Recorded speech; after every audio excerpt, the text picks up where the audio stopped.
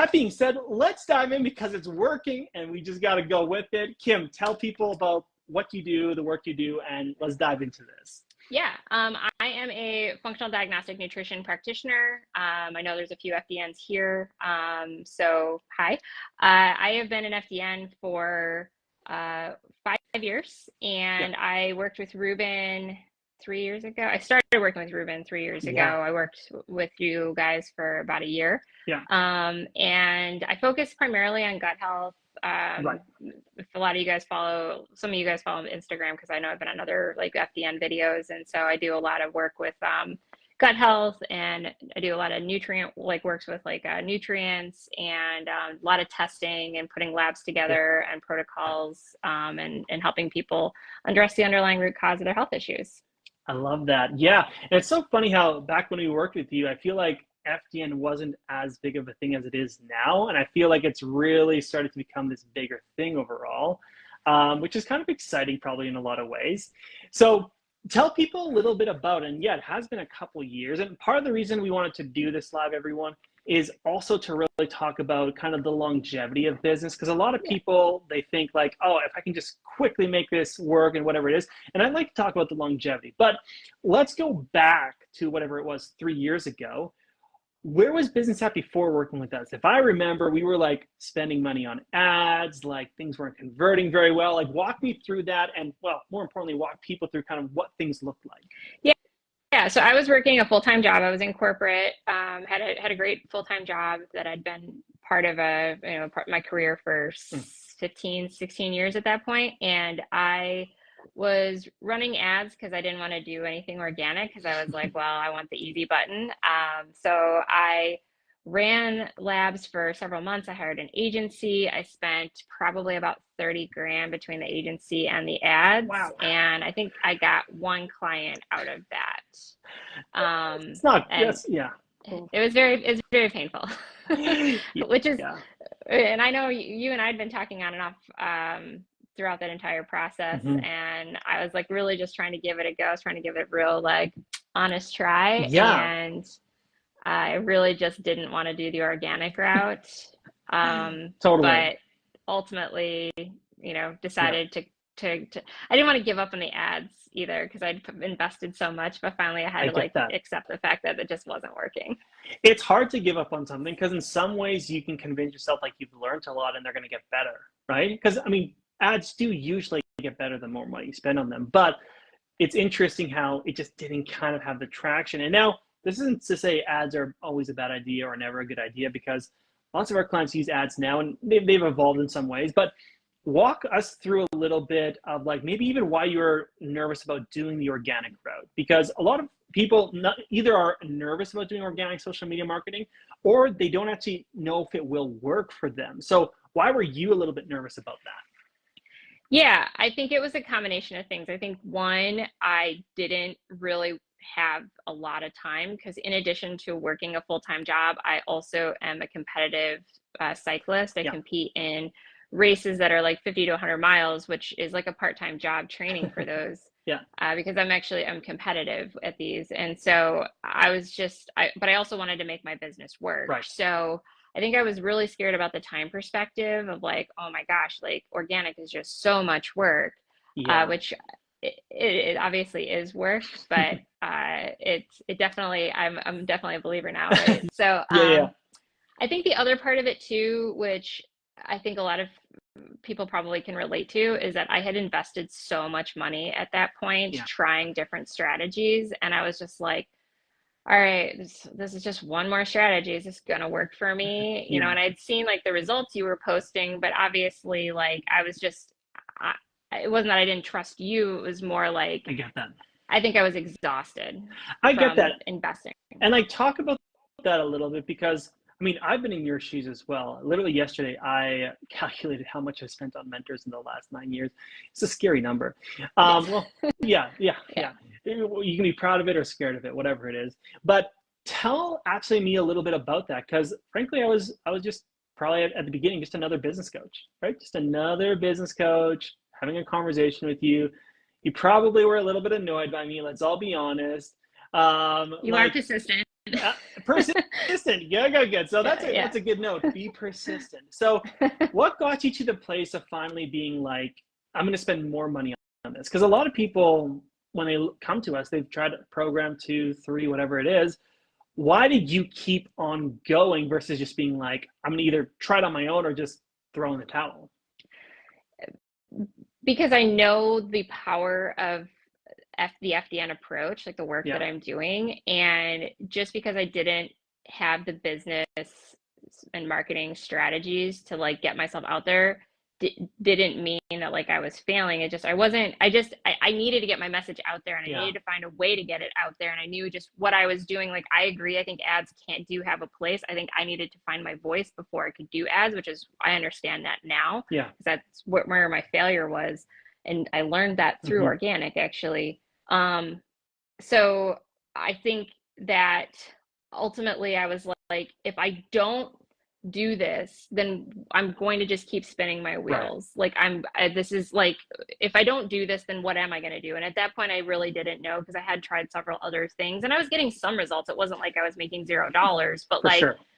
I was tired of just making, 4 grand, Right. that's gross after expenses. I was basically breaking even probably. Yeah. And I really wanted, I believed in the work that I was doing. I wanted to get my message out there. I Hmm. wanted to do this job, Yeah. this work with people because it's very purpose driven. And so I was Yeah. like, well, I'm going to take the leap.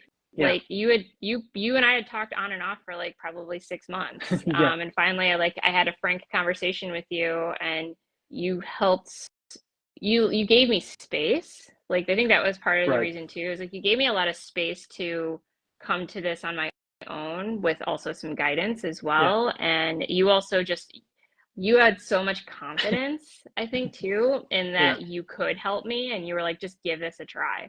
Yeah. So, and I did. Yeah. And I'm very glad I did. Yeah. We took the leap. We yeah, we breathed in and we jumped. So obviously that's always scary. That's always a scary thing is people like trusting, like, I mean, there's so many different business coaches, so many different approaches. Like making a leap and committing one direction can be scary.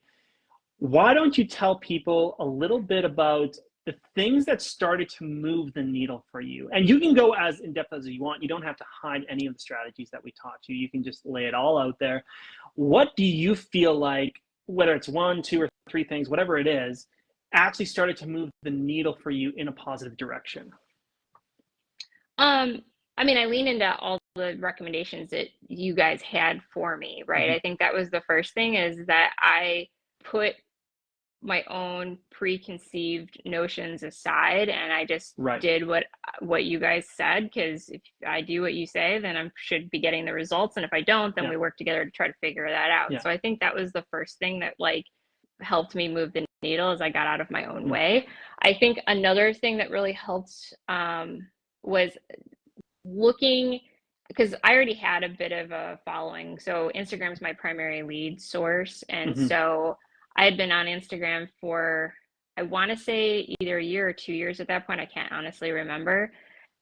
But I started to think about Instagram as like a community and like Right. building a community there and engaging with people there. And I have a very engaged Instagram account and it was so like, people were commenting and stuff, but I was just kind of like posting and hoping and you guys helped me craft a plan to be able to build relationships with these Yeah. people. And so I have people that like I have talked to on and off on Instagram. Like they know me, I know them, like we have Mm-hmm. relationships. And when they message me, I know who the person is. And so I Right. like changing my perspective about Instagram and like the people that were there, like that helped a lot as well. Yeah. So I do a lot of like reach outs to people, but I also find ways for people to reach out to me. And I also try to, I come off as like a person that is very like Yeah. approachable, even though I've got almost 14,000 followers on there. So Totally. yeah. Yeah. And that's such a big piece. Like, I feel like, I mean, I was just on a call right before this with a guy who has 200,000 followers on Instagram. And he Wow. just joined our program. We're very excited, but he hasn't implemented that piece yet. Yeah. And and it was just a content play. And a lot of people post content, right? Everyone kind of knows you should post content, right? And the relationship building and conversations with people really does change things. And I think a lot of people are worried that they're going to come across as whether salesy or like pushy on people. Maybe if you have a tip or two on how to build relationships with people in conversations, that maybe you do it in an authentic or genuine way or whatever it is. Do you have like a tip or two like that works really well for you to like build those relationships? Yeah. Because I that was a big concern of mine too, like coming off as salesy. Like I was like, I don't want to come off as salesy. And the way I got over that is like all these people, like they're following me for a reason. Yeah. My content connects with them, and if I don't reach out to them and don't build these relationships, I can't help them. And so I go into every conversation genuinely just, saying, hi, this is who I am. I'm Mm, glad you're here. Um, you know, we a lot of time, like, so the conversation usually goes one way or another, but I usually yeah. offer them some free Right. gifts as part of the conversation. And then I just try to genuinely ask, like, what are your biggest challenges right now? Right. And I have a conversation with them. That doesn't mean that like every single one of these people are going to like turn into Yeah. like a lead, but usually I can guide them. I've connected them with other FDNs who might be a better fit for Right. them based on maybe where they live. I've been able to provide them some resources. I've had people message me and just say, thank you so much for the resource you gave me. I'm already feeling so much better. And so I started to look at these just aren't like Instagram handles. These are real people behind these handles who are a lot of times suffering, Yeah. and they need somebody. And like I've had people just thank me for showing concern, because especially when it comes to health, Hmm. a lot of people feel very isolated and they feel very unheard because a lot Right. of these health issues are invisible.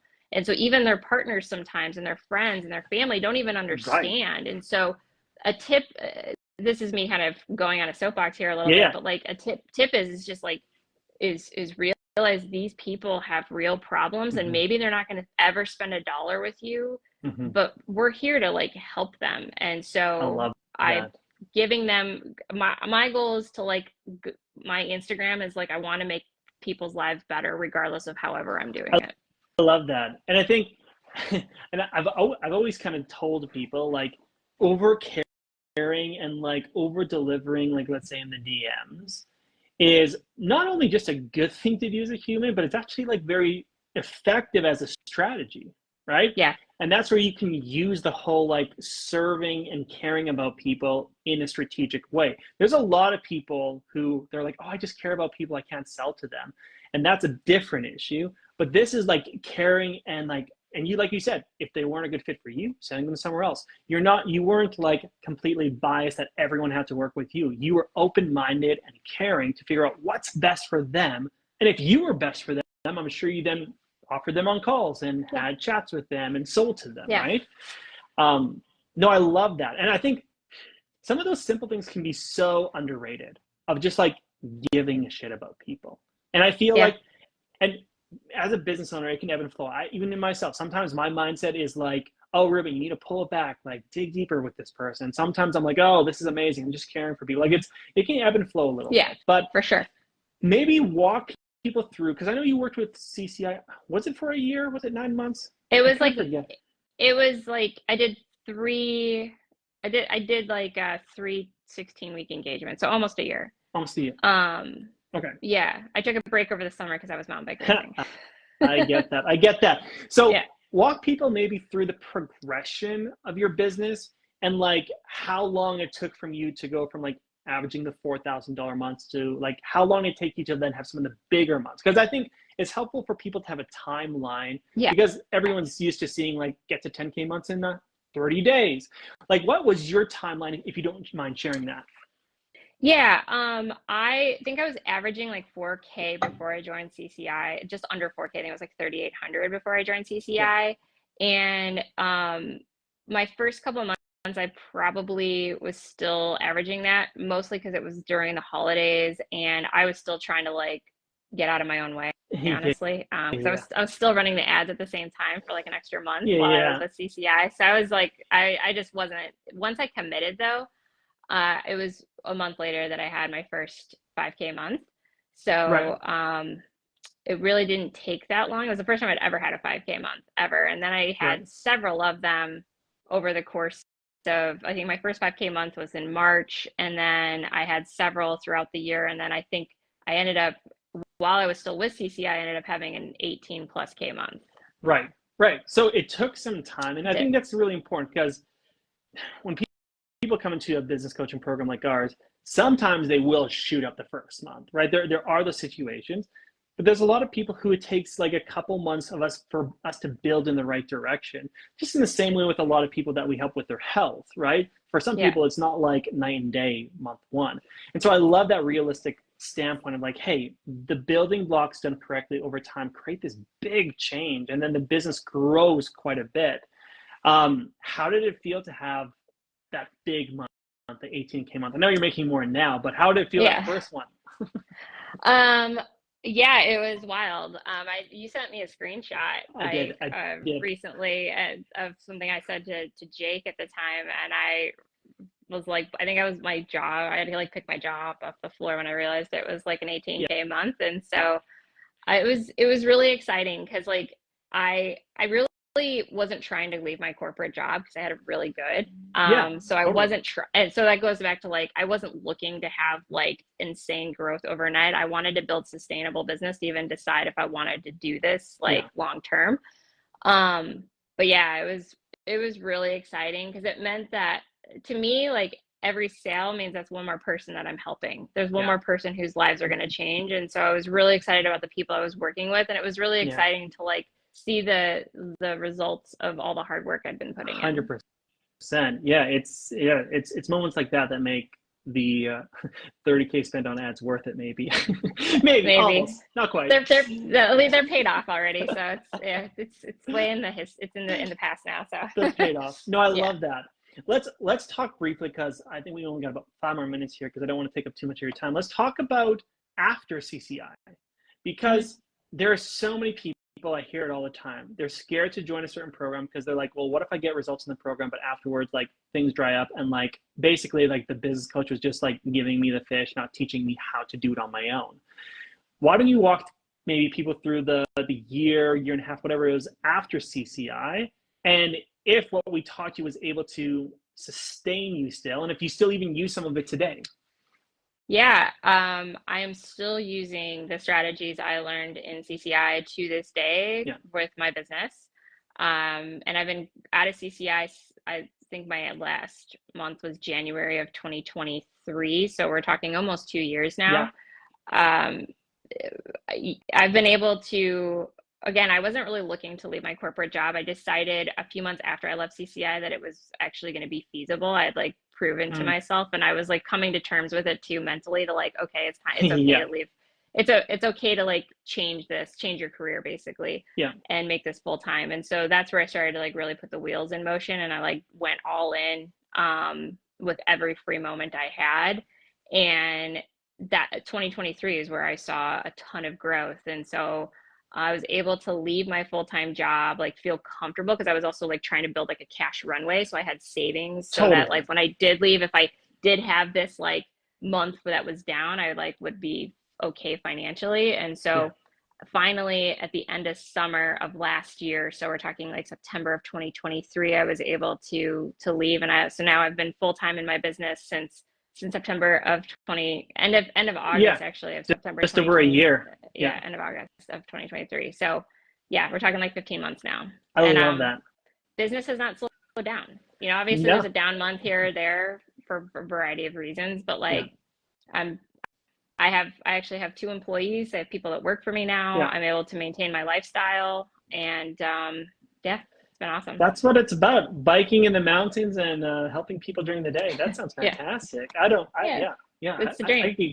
I could go for Yeah, that. you're living that dream every day. So Yeah, well, trying yeah, to. Yeah, yeah, no, definitely. yeah, It's we share those common interests, we do. business and mountains. We got two people asking questions. If you have some questions, throw them down below. Even if we don't get to them on the live, we're going to make sure that I can answer them later, whatever it is. Mandy's asking, how many full package clients do you take on per month, and how many assistants do you have helping you, and how do they help you? Yeah, I don't have like a specific like rule of how many I will take on per month Yeah, because everybody's kind of on their own journey and it's always worked out. So I do have another FDN who works for me part-time, and she helps with a lot of like the front loaded work. So I've had Right. months where I took in like six. I guess I haven't even looked at the numbers honestly Right. because I don't really Right. track, I don't really have like a rule around Yeah. that, but um, I do I keep the doors open because my idea is that, you know, if people need help, I'm not going to put them on a wait list because I have help, and the practitioner who works for me like has the ability to expand and contract as Yeah. necessary. So that's been really awesome for me. And the other question was how many assistants do I have, right? Yeah. Yeah. Exactly. Yeah, so I have a part-time FDN, and then I have a full-time virtual assistant. So she's 40 hours a week. And Okay. those are the people that are working for me currently. Yeah.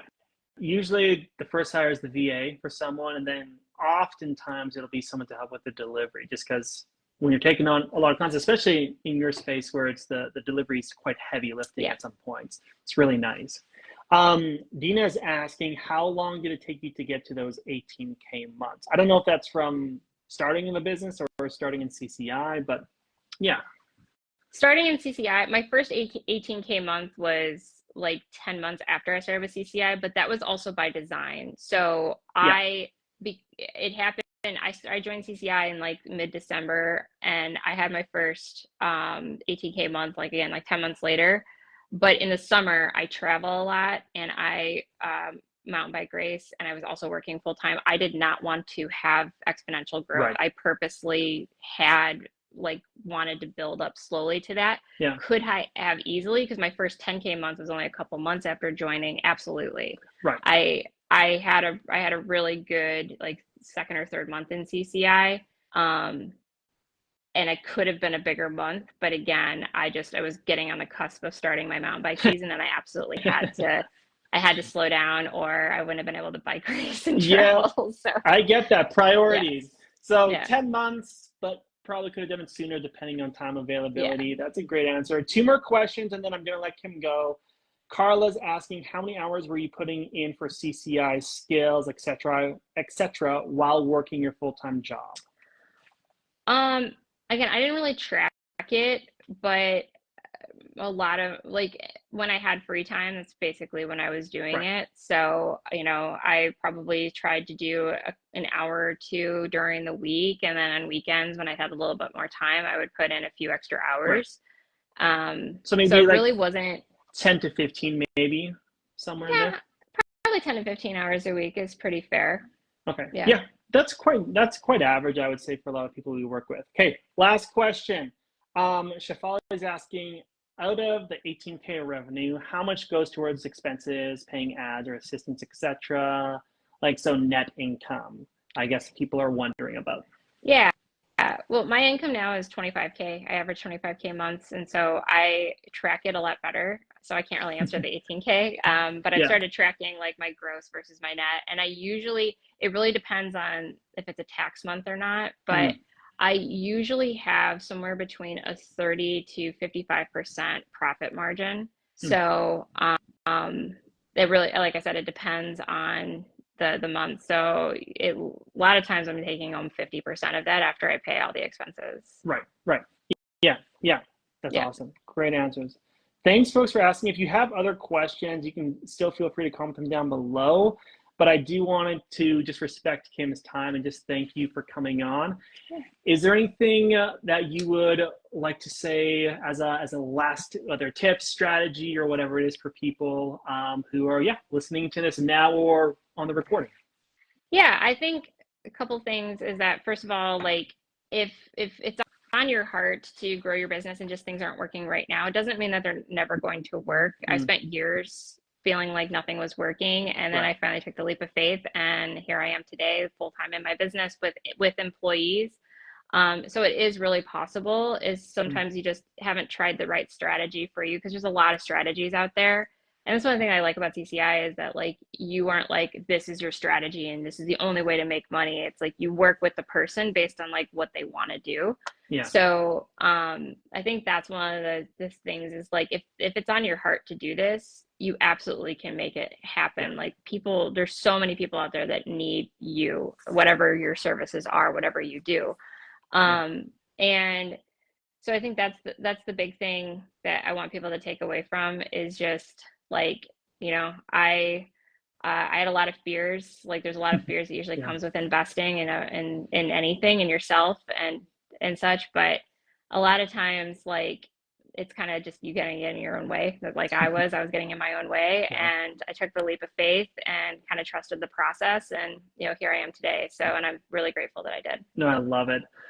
I love it, Kim, and super excited that yeah, you keep on growing, you keep on helping more people. I love how you bring it all back to just helping more people. Like I Oh, take them on, I it serve is. them, and that's such a good mindset to kind of leave this call with. Is just like, hey, the more you serve strategically, the better your business is going to be, right? And that's the important part there is to serve, but then also to do it strategically. That's why in CCI we often talk about heart centered and business savvy. Like both together will create a business that not only, yeah, brings in a good profit and builds up and maybe can employ people, but also you feel good about the work you're putting in. So thanks for jumping on, Kim. Thanks, folks, Yeah. for watching. If you have any other questions, feel free to shoot them over or comment them down below. And yeah, really appreciate you all taking time out of your day to watch this. So we'll catch you. I probably have another 2 interviews I'm going to do this year yet with clients just to share kind of a bit of the backstory, pull kind of the curtains back. So excited to see you folks on the next one. And all of you have a great rest of your day. Bye for now, folks.